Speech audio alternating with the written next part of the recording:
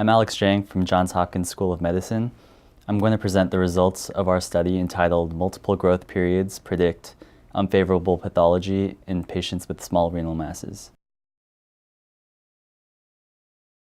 Our objective was to better characterize the growth of small renal masses.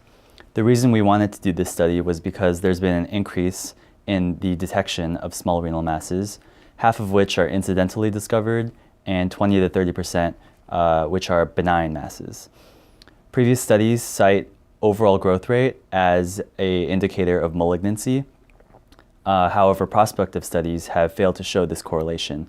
We wanted to see if a different metric, which we call the number of positive growth periods, was associated with worse pathology and could therefore be used to follow patients on active surveillance. We devised a retrospective study of 124 patients who underwent axial imaging at multiple time points with CT, MRI, or ultrasound before surgery for a clinically localized solid enhancing renal mass less than 4 centimeters in diameter. Patients were then categorized based on their pathologic type into 2 categories, favorable or unfavorable. And then 1 positive growth period was counted each time the difference in the tumor diameters between 2 images was positive. We found that while overall growth rate was higher in the unfavorable group than the favorable group, this was not statistically significant.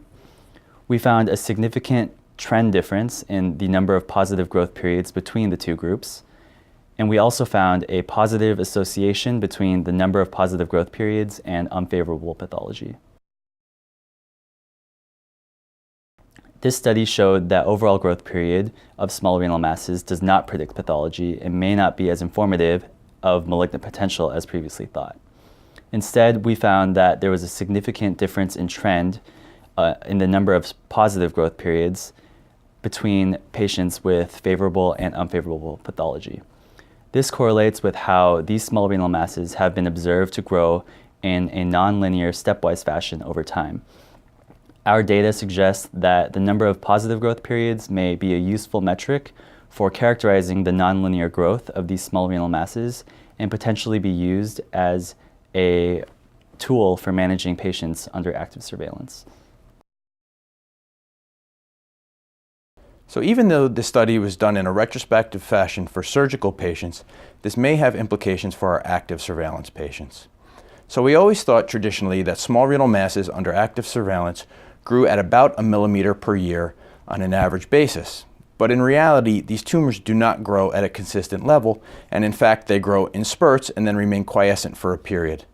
This study is potentially important as it provides possible data showing that multiple positive growth periods actually indicate unfavorable biological potential of tumors. So for patients undergoing active surveillance, you may see a tumor that grows a few millimeters during one period. But if that tumor then remains quiescent or does not grow, it is unlikely to be a dangerous cancer, where tumors that grow with multiple periods are much more likely to have unfavorable pathology.